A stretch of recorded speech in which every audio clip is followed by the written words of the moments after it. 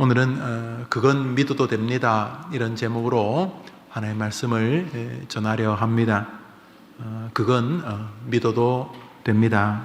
뭘 믿어도 되는가? 오늘 본문은 슬픈 이야기를 들려줍니다. 가족의 죽음의 이야기고 또 그 단초가 된 가정 불화의 이야기이기 때문입니다. 다윗이 낳은 자식들 가운데 아들들은 아버지를 닮아서 하나같이 장군감들이었습니다. 첫째 아들 암논이나 셋째인 오늘 본문의 주인공 중에 한 명인 압살롬이나 막내로 추정되어지는 솔로몬이나 다윗의 그 자식들은 정말 그 아비를 닮아 걸출했었습니다. 문제가 있다면 대부분의 자식들의 어머니가 달랐다는 것입니다. 셋째 아들 압살롬을 낳았을 때에 다윗은 이제 그만 전쟁을 안 하고 싶었던 것 같습니다. 전쟁의 용사고 별명이 전쟁의 신이었지만은 그도 손에 사람 피 묻히는 거 좋았겠습니까? 제일 좋은 것은 안 싸우는 거 아닙니까? 그 법률에서도 판사분들이 능력 있다 그러면 대부분 이렇게 판결을 잘하는 게 아니고 이렇게 둘이를 화해시키는 게 판사의 가장 큰 능력이라 그럽니다. 그래서 좀 승진에 관심이 있는 판사들은 가급적이면 조정을 잘하고 싶은 기록을 남기고 싶어 합니다. 칼같이 자르고 그런 게 아니라 이래 보시오. 니나 여기나 다 입장 바꿔 생각하면 비슷하여. 조금 양보하시오. 조금 좀 더 배려하시오. 그리고 서로 그렇게 화해를, 중재를 이렇게 하려고 하는 것이 판사들의 경력이다. 그런 글을 읽은 적이 있습니다. 다윗도 전쟁을 이제 정말 그만하고 너무 많이 싸웠고 아무리 다윗이 전쟁의 신이지만 긁히거나 찔리거나 화살 한두 방 안 맞았겠습니까? 그러니까 이제 그는 그만하고 싶었던 것. 그래서 압살롬이 태어났을 때 이름을 압살롬, 평화의 아들, 평화의 남자, 평화의 아비, 이런 이름으로 지었어요. 그 압살롬이라는 이름은 네 때는 제발 좀 평화가 왔으면 좋겠다, 이런 이름으로 아이를 지은 것입니다. 그런데 말입니다, 사람이 이름 짓는다고 다 되겠어요? 압살롬에게는 그 자신과 같은 어머니 안에서 태어난 딸이 하나 있었습니다. 다말이라고 하는 딸인데 아주 예뻤나 봅니다. 그러니까 압살롬의 여동생이니까, 압살롬의 누이니까, 시스터이니까 다윗의 자식인 건 똑같지요. 그런데 아까 말했던 다윗의 자식 가운데 어머니가 다른 배다른 아들 중에 암논이라고 하는 좀 멀끔하게 생기고 칼싸움도 잘하는 그런 아들 암논이 있었는데, 이 암논이 자기 여동생 다말을 좋아한 것입니다. 그러니까 이게 여러 가지 문제가 좀 있지만은, 옛날에는 근친이 결혼하는 것도 왕위를 이어간다 그래갖고 영국이 그렇게 많이 하잖아요. 웬만한 나라들이 그 왕족들이 막 결혼하거든요. 왜냐하면 그 왕족의 정신을 잇겠다고. 그게 이제 유전학적으로 좋지 않다 이렇게 말합니다. 여튼간에 유럽의 왕들은 대부분 이렇게 누이 조카 이렇게 결혼합니다. 그래도 합법적이면 좋았을 텐데 이 암논이 그냥 말 그대로 여동생을 겁탈하게 됩니다. 그리고는 버립니다. 이렇게 좋은 마음으로 이렇게 마음을 가졌다가 잠자리를 하고 나서 버렸다는 거죠. 우리 형제들뿐만 아니라 자매들 잘 생각해야 됩니다. 뭔 말인지 모르면 다행이고요. 여튼간에 암논이 아주 악한 일을 합니다. 그런데 문제는 아버지 다윗의 그 어정쩡한 자세입니다. 꾸중을 했는지는 모르지만 특별한 언급이 없습니다. 그리고 이 누이가 자기 친오빠 압살롬에 갖고 막 흐느낍니다. 너무너무 압살롬이 화가 나는데, 형이잖아, 형, 배다른 형이지만 형인데 아버지가 하는 처신이 참 마음에 안 들었을 것입니다. 그래서 할 수 있는 것은 자기 집에 동생을 데려와서 격려하는데 동생이 그냥 뭐 자기 죄도 아닌데 풀죽어 있었던 것으로 보입니다. 동생 볼 때마다 배다른 형 암논 너무너무 죽일 만큼 미우는데 그 형만큼이나 아버지도 미운 것이죠. 아버지가 말이지 뭘 처리를 안 해줬다. 이래서 마음에 깊은 갈등을 가집니다. 근데 겉으로는 조용했습니다. 그런데 이제 각 집마다 잔칫날이 있죠. 여러분은 어떤 날이 잔칫날이에요? 우리 청년들은 여러분은 어떤 날이 여러분의 그 국가기념일적인 날이에요? 게임에서 최고 점수 받았을 때? 뭐 여튼 간에 그 시대 가장 집집마다 좋은 일은 재산 중에 큰 재산인 양털 깎는 날이 아마 제일 큰 축제의 날이랍니다. 양털을 깎으면 재산이 뭐 갑자기 몇 억씩 생기고 뭐 그랬나 보죠. 양털을 깎아서 파는 날이 아마 큰 잔칫날이었답니다. 저 집에 배 들어온다 이래서 압살롬이 자기 집에 양털을 왕자니까 왕자 뭐가 있지 않겠어요? 뭐 대관령 목장을 뭐 다윗이 아들에게 줄 수도 있고 너는 저 김의 평야를 가져라 뭐 이렇게 해서 아마 압살롬에게는 꽤 넓은 양들을 줬나 봅니다. 양 수천 마리 털을 깎으니까 이게 큰 잔치였네. 그래서 형들에게 형들 가족들 형님들 우리 집에서 그 양털 깎는 날인데 그냥 축제합시다. 뭐 양털이야 그 종들이 깎을 것이고 그래서 양털 깎는 날 D-Day를 잡아서 형들을 이렇게 다 자기 집에 초청한 다음에 술이 거나하게 될 때쯤 압살롬이 형 암논 자기 여동생을 겁탈한 암논을 죽여버립니다. 죽여버리고는 그 밤에 삼촌 집으로 도망을 갑니다. 여기서 저 일본쯤 도망을 갔다는 뜻입니다. 그술이라고 하는 땅으로 3년간 도망가 있었습니다. 다윗은 두 아들을 잃은 것입니다. 암논도 잃고 압살롬도 형을 죽였으니 살인자가 되어서 도망을 갔습니다. 세월이 1년, 2년, 3년이 흘렀습니다. 3년이 지나는 동안 요압의 아주 충성스러운 신하 중에 한 명이었던 국방부 장관이죠. 모든 장군 중에 최고 우두머리였던 요압이 다윗하고 이렇게 대화하다가 회의하다가 가만히 보니까 다윗의 얼굴에 근심이 있는 것이에요. 가만히 보니까 압살롬에 대한 그리움이 압이 다윗에게 가득 담겨 있는 것이었어요. 분명히 나쁜 짓을 했어요. 그렇지만 자식인 거 어떻게 해요? 그래서 죽은 암논도 불쌍하지만 그 형을 죽이고 저 삼촌 집에 가고 정말 이렇게 천덕꾸러기처럼 살고 있을 압살롬이 너무너무 참 그리운 거예요. 그러나 또 임금 체면에 형 죽인 놈 데려오라 할 수도 없고 그래서 가슴앓이가 하고 있는 것을 요압이 보고는 3년 만에 요압이 그술에 가서 압살롬을 데리고 예루살렘 다윗궁에 데리고 옵니다. 임금님, 왕자님 모셨습니다. 이렇게만 3년 만에 만났습니다. 그런데 이때도 다윗이 또 어정쩡합니다. 너무너무 보고는 싶었는데 압살롬을 맞이하면은 살인자를 맞이한다고 그럴 것 같고 다른 자식들을 보기에도 그런 것 같고 국민들을 보기에도 체면이 그렇고 하니까 마음은 안 그런데 이러지도 저러지도 못한 상태로 2년 동안 그냥 궁궐에 있고 부르지를 않았습니다. 그러니까 압살롬은 3년은 그술 땅에서 유배를 했는데 스스로가 2년 동안은 예루살렘에 와 있는데 유배를 하는 것입니다. 임금님 바로 옆방에 계신데 한 번도 자기를 부르지 않는 것입니다. 살아있는데 투명인간처럼 지냈습니다. 너무너무 아이가 마음이 아팠던 것으로 보입니다. 이 아이에게 깊은 슬픔이 있었습니다. 그렇죠? 자기 여동생부터 시작해서 아버지에 대한 깊은 슬픔이 원망이 되어서 아주 농축이 되지 않았겠으면 가슴에 큰 납덩어리처럼. 그런데 이 압살롬은 제가 볼 때 신구약 성경에 나오는 인물 가운데 최고로 정무적인 능력이 뛰어난 정치인입니다. 이런 친구와의 정치를 해야 돼요. 되도 않는 사람 하면 안 되고 이 친구는 정말로 탁월한 정치인입니다. 뭐 칼싸움도 좀 한 거는 같은데 그런 무술보다 이 정치적인 말 그대로 이 정무 능력이 정말 탁월한 사람이 이 사람. 이런 사람이 비서가 되면 참 좋아요.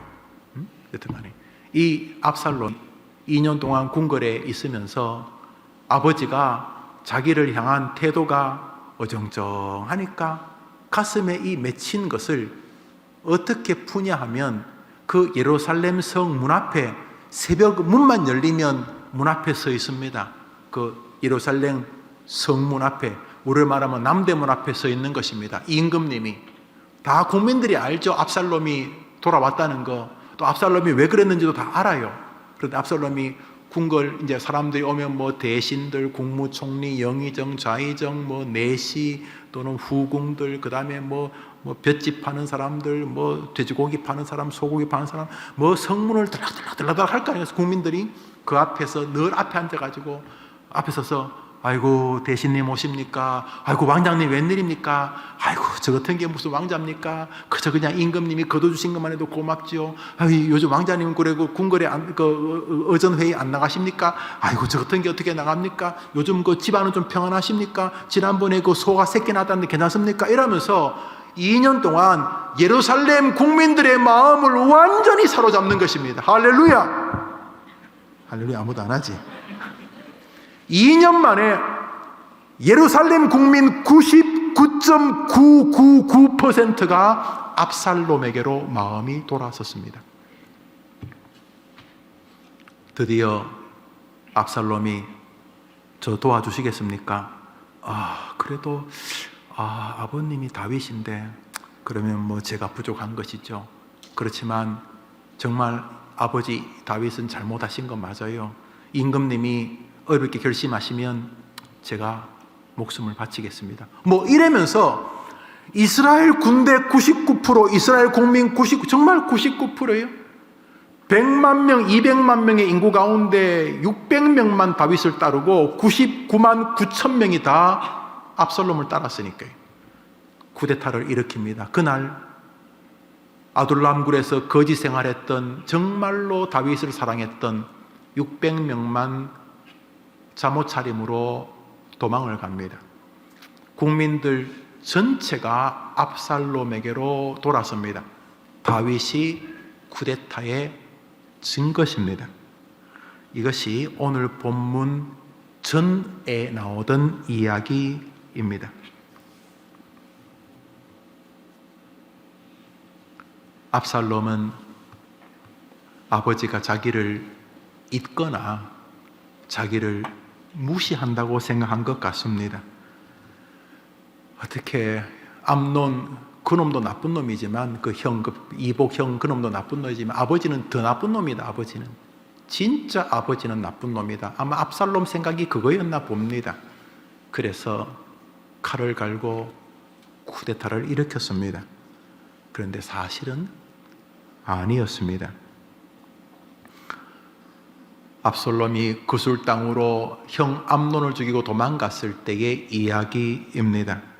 사무엘하 13장을 읽겠습니다. 읽읍시다. 시작. 압살롬은 도망하여 그술 왕 암미올의 아들 달메게로 갔고 다윗은 날마다 그 아들을 인하여 슬퍼하니라. 압살롬이 도망하여 그술로 가서 거한 지 3년이라 다윗 왕의 마음이 압살롬에게 향하여 간절하니, 왜 표현했는지는 모르겠어요.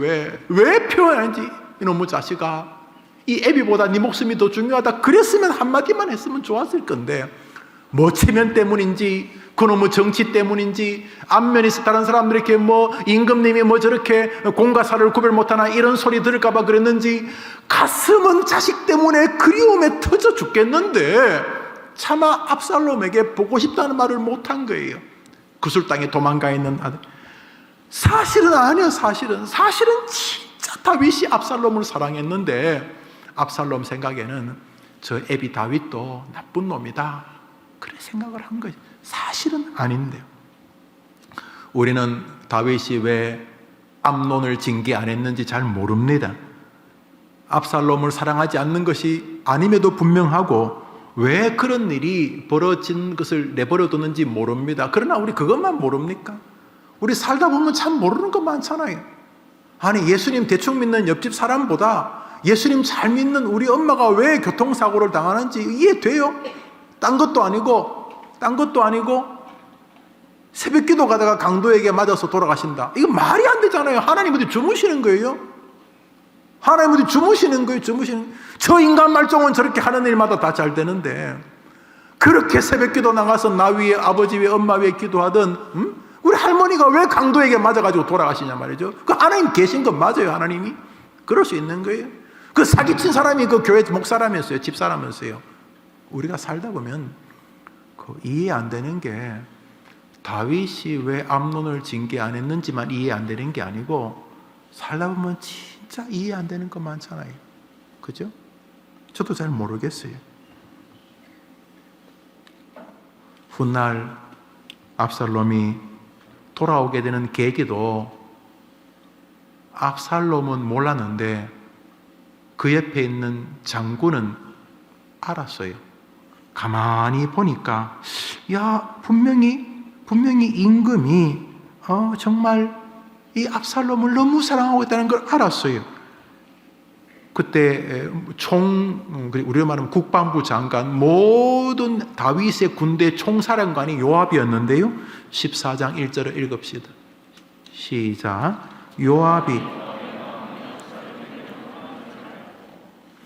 요압이 가만히 보니까 다윗이 밥도 잘 안 먹고 앉으면 멍하니 어릴 때 찍었던 압살롬 사진 부둥켜 안고 울고 뭐 그러는 거 보니까 임금이 저러구나 하고, 요압이 용기를 내서, 왕자님 저 따라갑시다. 아버지 저 보면 죽이려고 하실 거예요. 그냥 저 믿고 오세요 하고 요압 장군이 그 먼 데까지 가서 압살롬을 데리고 예루살렘 궁전에 데리고 옆방에 임금 삽니다. 뭐 아무리 궁궐이 커도 그러지 않겠습니까? 그런데요, 막상 데려오니 다윗이 또 어정쩡합니다. 28절을 읽습니다. 시작. 압살롬이 이태 동안을 예루살렘에 있으되,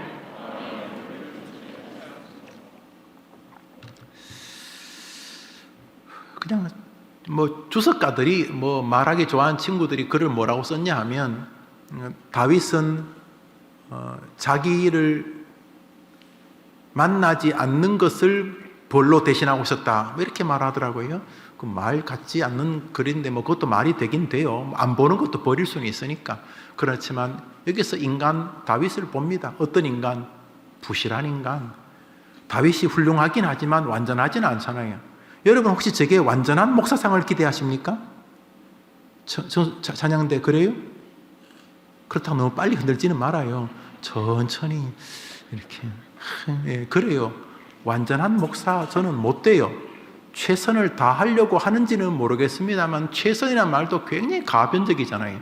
하여튼 간에 최선을 다하려고 하는 목사일 수는 있어도, 저는 완전한 목사는 거리가 멀어도 한참 먼 사람입니다. 될 수도 없고요, 될 턱도 없고요, 되려고 하지도 않습니다. 그러니까 저는 저보다 잘하는 분에 대해서 그렇게 열등감을 가지는 편이 아닙니다. 뭐 개가 고양이한테 열등감을 가질 수 없는 것처럼, 무슨 닭이 뭐 학에게 열등감을 가질 수 없는 것처럼, 닭은 닭이고 학은 학인 것처럼, 저는 제가 못하는 부분을 아예 그냥 이렇게 열등감이, 저는 제 주제를 알기 때문에. 다윗을 보면 그런 생각 들지 않아요? 다윗이 좀 더 잘했으면 좋았을 텐데, 맞아요. 뭔가 좀 더 잘할 수 있을 것 같은 이 성경 읽다 보면, 이 어른이 조금만 좀 더 잘했으면 집안이 이렇게 콩가루가 안 됐을 때 싶기는 한데, 그래도 뭐라 그래요? 하나님 한번 따라합시다. 여호와께서 말씀하시기를 다윗을 만나니 내 마음에 합한 자다. 하나님도 우리를 완전해서 뭘 원하시는 것 같지는 않아요. 그저 그 수준 안에서 최선을 다하면 하나님이 좋게 봐주시는 것 같아요. 우리 하나님 사랑이 많으신 분이니까. 여튼 간에 다윗과 압살롬은 어정쩡한 관계로 예루살렘에서 2년을 같이 지납니다. 그러다가 말씀드렸듯이 쿠데타를 일으킵니다. 쿠데타를 일으켰을 때 정말입니다. 예루살렘 거민 99.9%가 압살롬을 지지합니다. 다윗을 향해 반역을 일으켰습니다. 다윗이 허접한 임금이 아닙니다. 살아있는 전설입니다. 그런데 그 사람은 또 아버지입니다. 그러니까 국민들이 양심이라는 게 있잖아요. 윤리도 있고, 그래도 그렇지 어떻게 자식이 애비를 죽이냐, 라고 할 수 있는 윤리적 세계도 뛰어넘는 정치력을 압살롬이 발휘했습니다. 오죽하면 아들이 그러겠나 이렇게 된 것입니다. 이야, 보통 제가 볼 때 정치는 이 정도로 해야지, 안 그러면 정치하면 안 돼요. 이 정말 보통 사람이 아닙니다. 그래서 그 밤에 도망을 하게 됩니다. 그러나 하나님의 은혜로 그 압살롬의 통치는 며칠 지나지 않습니다. 그 후궁들 겁탈하고 그러는 정도로 끝이 납니다. 3일 만에 전세가 역전됩니다. 하나님의 뜻은 다윗에게 있었기 때문에. 그래서 다윗이 요압에게 모든 고난을 맡깁니다. 600명이 서서히 압살롬 밑에 있던 사람이 이건 아니다 싶어서 다시 다윗 쪽으로 붙기도 했겠죠. 그러나 600명이 정말로 용사들입니다. 일당 100, 일당 1000. 그래서 이 600명을 중심으로 전세를 뒤엎습니다. 결국 전세는 압살롬이 죽음으로 끝이 나는데요.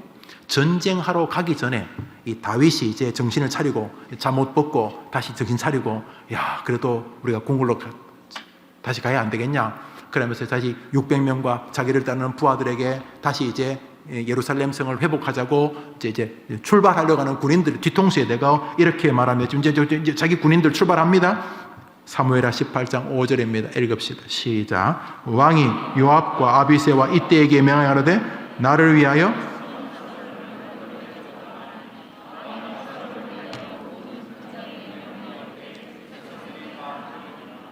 저 압살롬을 위하여 제가 콧말을 해놔서 보이십니까? 보이십니까? 다윗이 지금 압살롬하고 싸우러 가는 군인들에게 뭐라 그래요? 지금 압살롬하고 싸우러 가는 자기 군인들에게 뭐라 그래요? 압살롬을 너그럽게 대접하라. 죽이지 말아요. 압살롬을 위하여 군인들에게 연설합니다. 여러분, 말이 됩니까 지금? 그럼 적하고 싸우러 가는데 적을 보호해야 된다? 이러면서 지금 하니까 이게 지금 말도 안 되는 전쟁을 하라고 하고 있습니다. 역시 혼란스러운 다윗을 보게 됩니다. 지금 압살롬 때문에 나라가 이 꼴이 됐고 이제 압살롬을 죽이러 가려고 하는 군인들에게 압살롬 그러고 있는 것입니다. 결국 전쟁은 깊어지고 압살롬이 그 자랑하는 머리카락이나 투구가 나무에 걸리자 사람들에게 이 다윗이 압살롬을 좀 조심해서 대해주라고 하지만 요압이, 그 압살롬을 데려왔던 요압이 야 이 인간 말종아 하고 직접 요압이 압살롬을 죽입니다. 그리고 10여 명의 군인들이 같이 난자해서 압살롬을 죽여버립니다. 임금이 죽으니까 전쟁이 끝이 났습니다. 압살롬이 죽으니까 전쟁이 끝이 났습니다. 전쟁이 끝나는데 아직 궁궐에 있는 다윗은 전쟁의 결과를 모릅니다. 그래서 용기 있는 친구 하나가 열심히 달려가지고 임금 앞에 왔습니다. 임금님, 저희들이 이겼습니다. 이 말 하려고 왔는데 임금이 온 군사에게 첫 번째 묻는 물음은 이것입니다. 29절 읽읍시다. 시작. 이겼느냐 졌느냐 그게 아니고 소년, 이 말에 벌써 거룩한 트릭이 있습니다. 소년이란 말이 뭐예요? 애라는 말 아닙니까? 어떻게 해서든지 아이 실수를 덮어주려고 소년 압살롬이라고 말하는 아비를 보십시오. 여러분, 남은요 칼같이 비난합니다. 인간의 말이지 그게 인간이야 이러지만 자기 자식이면 아이고 우리 애가 철없었어 이렇게 말합니다. 앞에 깁니다. 소년 압살롬, 얘를 소년 애기라고 부르는 이유는 덮어주고 싶어하는 애비의 마음의 발로 아닙니까? 못 느끼십니까? 여러분, 교회를 다녀보면 알아요. 자기 교회, 자기 목사 좋아하는 사람 말투에는 디펜스하는 발언이 있습니다. 자기 교회 집사, 자기 교회 장로님을 좋아하는 목사들의 이야기를 가만히 들어보면 자기 교회 장로님, 집사님 노회에서 이야기할 때 말 안에 이렇게 방어적 기제 그럽니다. 좋은 분이란 말을 하고 싶어서, 도와주고 싶어서, 배려하고 싶어서. 그게 아니면 벌써 말 속에 아무런 방어 기제가 없습니다. 자기를 변호하려는 의미로서의 다른 사람을 변호하지 않습니다. 그러나 자기 자식이면 이렇게 말합니다. 아이고 우리 애가 정말 그런 애가 아닌데 이거 친구 때문이 아닌가 이러면서 압살롬 나쁜 놈인데, 진짜 나쁜 놈인데 압살롬을 소년이라고 부르면서 그래 소년 철없는 애 너희들이 그래 좀 용서해 줬겠지 이렇게 부르고 있습니다. 그런데 이 똑똑한 군사는 죽은지 알지만은 내가 올 때 아들이 죽는지 정확히 잘 모르겠으면 슬쩍 한 발 뺍니다. 뒤에 또 철없는 군사 하나가 또 달려옵니다. 자기가 1등인 줄 알고 임금님 이겼습니다. 이겼다는 얘는 얘기했고, 두 번째, 그래 압살롬은 어떠냐 이렇게 묻습니다. 그때 압살롬이, 임금을 배신한 인간은 다 그 압살롬 그놈처럼 되기를 원합니다. 잔인하게 죽었습니다. 이렇게 보고합니다. 오늘 읽었던 본문입니다. 18장 33절 전후입니다. 읽읍시다. 시작. 왕의 마음이 심히 아파 물으로 올라가서 우니라. 저가 올라갈 때 말하기를 내 아들 압살롬아, 내 아들 압살롬아, 내가 너를 대신하여 죽었다면 압살롬 내 아들아, 내 아들. 지금 한 절에 압살롬과 내 아들이 10여 번 가까이 반복되고 있습니다. 그날 승리를 거두고 예루살렘 성으로 복귀하던 이스라엘 군사들의 표정이 나옵니다. 19장입니다. 읽읍시다. 시작. 왕이 그 아들을 위하여 슬퍼한 다음이 그날의 백성들에게 들리매 그날의 이김이 모든 백성에게 슬픔이 된지라. 그날의 백성들이 싸움에 쫓겨 부끄러워 도망한 같이 가만히 성으로 들어가니라. 왕이 얼굴을 가리우고 큰 소리로 부르되 내 아들 압살롬아, 압살롬아, 내 아들아, 내 아들. 도란 것이 읽어볼까요? 시작. 그날에 백성들이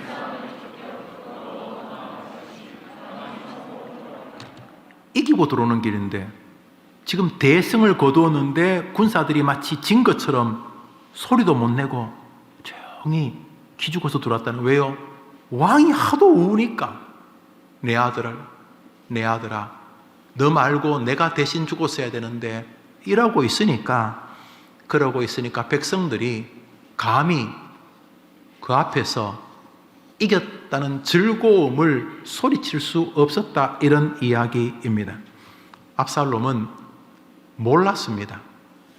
압살롬은 뭘 몰랐냐 하면 그 아버지가 자기를 얼마나 사랑하고 있었는지. 아들은 다 이해 못하는 방식으로 아버지 다윗은 그 아들을 대신 죽어주고 싶을 만큼 사랑했습니다. 여기 극적인 예가 있습니다. 다윗이 아들을 대하는 이유를 정확히 잘 모르겠습니다. 왜 그렇게 처신했는지. 그러나 아는 게 하나 있습니다. 다윗은 너무너무 자식을 사랑해 슬퍼하고 대신 죽어주고 싶었던 아비였습니다. 진짜 사랑하는 거 맞습니다. 그런데 한 분이 있습니다. 그분은 여러분을 사랑하십니다. 다윗이 왜 그랬는지 잘 이해 안 되는 것처럼 여러분이 여러분을 사랑하는 그분이 잘 이해 안 되는 건 공통점이지만 다윗과 좀 다른 공통점이 여러분을 사랑하는 한 분에게 있습니다. 다윗은 압살롬아 하면서 내가 너를 대신하여 죽었어야 되는데 라고 말하지만 안 죽었습니다. 아니, 못 죽었습니다. 다윗은 아들 압살롬을 사랑해서 대신 죽고 싶었지만 못 죽었는데 이분은 여러분을 사랑해서 대신 죽었습니다. 우리 성경 말씀 요한 1서를 보겠습니다. 시작. 하나님의 사랑이 우리에게 이렇게 나타난 바 되었으니 하나님이 자기의 독생자를 세상에 보내심은 저로 말미암아. 다윗은 대신 죽고 싶었지만 못 죽었습니다. 그런데 여러분의 아버지는 여러분을 사랑해서 대신 죽으셨습니다. 다윗 이야기를 성에 이렇게 장황하게 하는 이야기는 그림자 때문입니다. 다윗의 그 콩가루 집안 이야기 우리가 볼 거 있습니까? 다윗의 이야기를 기록한 이유는 딱 한 가지입니다. 다윗의 조상이시고 다윗의 뿌리이시고 다윗의 전부가 되시는, 다윗을 모토로 쓰시는 우리 예수 그리스도 때문입니다. 여러분, 오늘 설교 제목이 무엇입니까? 그건 믿어도 됩니다. 하나님이 여러분을 사랑하신다는 것. 사랑에 목매시죠? 저도 그렇습니다. 사랑받으면 사람이 용기를 얻습니다. 그런데 다른 거는 잘 모르시겠죠? 하나님이 왜 이러시는지. 저도 잘 모를 때 많아요. 이렇게 안 하셔도 될 것 같은데 왜 이런 곳에 또 나를 세워두시지? 왜 또 저 양반들이 저런 말을 하게 두시지? 이렇게 살다 보니 저도 모르는 거 참 많습니다. 그런데 아는 게 하나 있습니다. 그것은 하나님이 여러분의 담임 목사 김용우를 너무도 사랑하신다는 것입니다. 여러분, 그건 믿어도 됩니다. 다윗은 아들을 사랑해서 대신 죽고 싶었지만 못 죽었습니다. 그런데 여러분의 하나님은 여러분을 사랑해서 대신 죽으셨습니다. 여러분이 이해되면 좋겠지만 이해 안 돼도 상관없습니다. 그거는 믿어도 되니까요. 뭐요? 하나님이 이 세상을, 김영우를, 해림교회 성도들을 이처럼 사랑하사 독생자를 주셨으니 하나님의 크신 사랑, 하나님이 김영우를 이처럼 사랑하사 독생자를 주셨으니 하나님의 그 큰 사랑. 하나님이 김영우만이 아니라 여러분을 사랑하십니다. 십자가가 그것을 증언하고 있습니다. 사도 바울은 살인자입니다. 안수 집사님 스데반을 돌로 쳐 죽인 살인자 아닙니까? 그 사람이 지정신이면 예수 믿고 나서 아이고 나 때문에 사람 죽었네, 아이고 주여 그래야 될 텐데 놀랍습니다. 로마서 8장입니다. 읽읍시다. 시작. 누가 우리를 그리스도의 사랑에서 끊으리요? 환난이나 곤고나 핍박이나 기근이나 적신이나 위험이나 칼이랴. 그러나 이 모든 일에 우리를 사랑하신 이로 말미암아 우리가 넉넉히 이기느니라. 내가 확신하노니 하나님의 사랑에서 끊을 수 없으리라. 할렐루야. 하나님이 사랑한다는 것입니다. 이 살인자가 하는 말 보십시오. 하나님이 자기를 사랑한다는 것입니다. 그런데 그것이 지 혼자 소리면 성행이 안 됐겠죠. 동의한다는 것입니다. 맞다는 것입니다. 이 살인자의 나쁜 놈아, 그렇지만 내가 너 사랑하는 건 진실이다. 그래서 오늘 하나님의 사랑에서 누구도 나를 끊을 수 없다 이렇게 말합니다. 바울도 허접할 때 많았어요. 뭐라 그래? 오호라 나는 공고한 사람이다 해보는 소리 아니에요. 그 덕스럽게 착한 척하는 거 아니에요. 오호라 나는 공고한 사람, 나는 한쪽에 하나님 사랑하는 마음도 있고 죄를 사랑하는 마음이 있다. 이게 목사라는 내 모습이다. 이 공고한 이 사망의 음침한 수렁에서 누가 나를 건져내겠느냐. 이게 바울의 고백입니다. 이게 뭐 그냥 레토릭으로 하는 소리 아닙니다. 진심입니다. 진심. 사도 바울도 죄인입니다. 그렇지만 이 담대하지 않습니까? 뭐요? 그럼에도 불구하고 하나님이 나를 사랑하는 것은 누구도 끊을 수 없다는 것입니다. 이건 믿어도 됩니다. 뭐요? 하나님이 여러분을 사랑하시다는 것. 가방에 이력서를 30장 가지고 다니고 계속 합격을 못해도 이거 믿어도 됩니다. 하나님이 여러분을 사랑하신다는 것. 사람이 심지어 가족이 여러분을 배신해도 이거 믿어도 됩니다. 하나님이 여러분을 지금도 사랑하고 계시다는 것을. 사랑하는 여러분, 여기서부터 무너지니까 엉망이 되는 것입니다. 여러분, 사랑으로 사람이 살아납니다.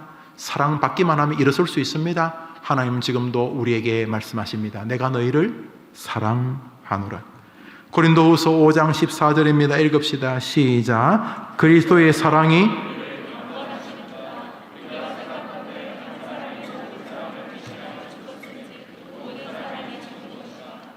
누구의 사랑이 우리에게 지금도 임하고 있다고요? 그리스도의 사랑이 우리를 감고 나시노다. 여러분이 계속 그것을 부정하면 그래 사시는 거예요. 나는 사랑에 줄여요. 그냥 계속 그래서 그렇게 그냥 사랑이 줄인 사람처럼 그렇게 허접하고 침체하고 나는 사랑 못 받는다 해서 그냥 그렇게 50대고 60대고 그냥 그렇게 사는 거예요. 그러나 정신 버쩍 차리면 하나님이 여러분을 사랑하는 것을 깨닫게 되실 것입니다. 하나님이 여러분을 사랑한다는 것에서부터 기독교가 시작되는 것입니다. 하나님이 여러분을 사랑하십니다. 그리스도의 사랑은 지금도 여러분 안에 있습니다. 여러분이 이 시간 이 자리에 앉아 있다는 것 자체가 하나님이 여러분을 사랑한다는 증거입니다. 설교를 듣고 있는 것 자체가 증거고, 설교 속에서 성령님이 역사해서 조금이라도 여러분의 마음에, 여러분의 정신에, 여러분의 이성에, 여러분의 결심에 조금이라도 터치가 된다면 그것은 하나님이 여러분을 사랑한 증거인 줄 믿으시기를 바랍니다. 할렐루야. 성경 말씀 읽습니다. 데살로니가전서 1장입니다. 시작. 사랑하는 여러분, 요한이 쓰는 이 편지 보십시오. 그는 아예 수신자를 뭐라고 부르냐면 하나님의 사랑하심을 받은 형제들아. 요한 서신에 보면 그 이단에 빠지고 별인간들 다 있어요. 그 요한 서신을 보면요, 왔다리 갔다리 사람 많아요. 근데 그 모든 사람에게 뭐라고 편지를 쓰냐면 하나님의 사랑을 받는 해림교회 청년들아, 이렇게 부르는 거예요. 지금도 뭐 헤매고 뭐 뽕도 마시고 뭐 시간도 엉망으로 쓰고 있기는 하지만은 하나님이 요한을 통해서 요한의 성도들에게 뭐라고 쓰냐 하면 하나님의 사랑을 받는 형제들아 라고 써요. 그게 우리의 신분이기 때문에 여러분이 이것을 동의하고 안 하고는 두 번째 문제고, 하나님 입장에서는 지금도 여러분을 전부를 다해 사랑하고 계시는 것입니다. 그리스도의 사랑이 여러분 안에 있습니다. 이번 한 주간 외롭다 이런 말 그만하고, 다 해봤잖아 그런 소리 그만하고, 이번 주간에 하나님이 나를 사랑하시는가 안 하시는가를 먼저 물어보시는 것입니다. 그리고 안 한다는 증거들을 이야기해 보십시오. 뭐 몸이 아프다, 뭐 부모님이 뭐 어땠다 저땠다 뭐 많겠죠. 그렇죠? 사랑 안 하는 이유. 그 다음에 하나님이 지금도 여러분을 사랑하실 수밖에 없는 이유도 한번, 그건 이제 교리적이어야 되겠죠. 그러니까 성경을 좀 찾으셔야 되겠죠. 여러분이 하나님이 여러분을 사랑하지 않는 이유는 한 100가지쯤 될까요? 뭐 이래서 사랑 안 하고 저래서 사랑 안 하고 뭐 많겠죠. 그 다음에 하나님이 지금도 여러분을 사랑하시는 이유를 한번 찾아보십시오. 그러면 깨닫게 될 것입니다. 하나님이 자신의 전부를 여러분에게 주셨다는 것을, 하나님이 지금도 여러분을 사랑하신다는 것을. 압살롬은 몰랐습니다. 아버지가 자기를 사랑하지 않는 줄 알았습니다. 그는 지옥에서 들었을 것입니다. 압살롬아, 압살롬아, 내가 대신 죽었어야 되는데 라고 하는 그 아비의 사랑을 그는 거기서 깨달았을 것입니다. 이번 한 주간 하나님이 여러분을 사랑한다는 것이 다 떠나서 내가 해림교회에 나오고 있는 것 자체가 그것의 증거고, 내가 하나님께 예물을 드릴 수 있다는 믿음이 있다는 게 그 증거고, 무엇보다 내가 성경을 읽고 설교를 들을 수 있다는 게 그 증거고, 무엇보다 내가 예수 그리스도의 십자가를 믿게 되었다는 것이 그 증거임을 고백하게 되기를 바랍니다. 하나님이 여러분을 사랑하십니다. 아멘. 찬송을 부르려고 하는데요, 하나님의 사랑을 받는 자는 안 부르겠습니다. 여러분들이 부르는 것으로 하겠습니다.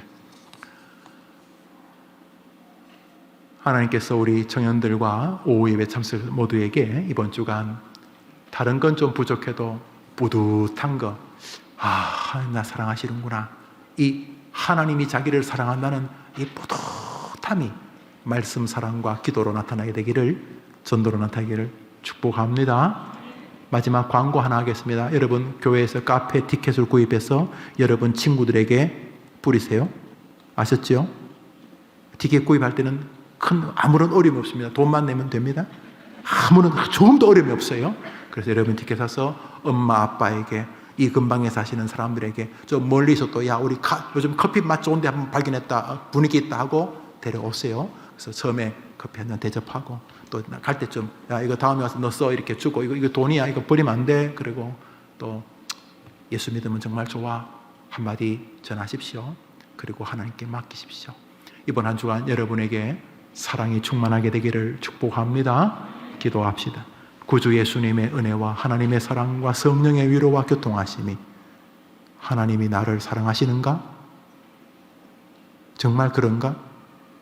지금도 그분이 불꽃 같은 눈으로 나를 지켜보시며 나를 사랑하고 계시는가? 정말 그렇구나. 내가 하나님의 사랑을 받는 사람이구나. 내 평생 동안 이 사랑이 떠나지 않겠구나. 다짐 속에서 믿음의 길을 다시 건강하게 걷기로 다짐하는 주의 젊은이들과 오후 예배 참석한 모든 주의 백성들 위해 영원토록 함께 있을지어다. 아멘.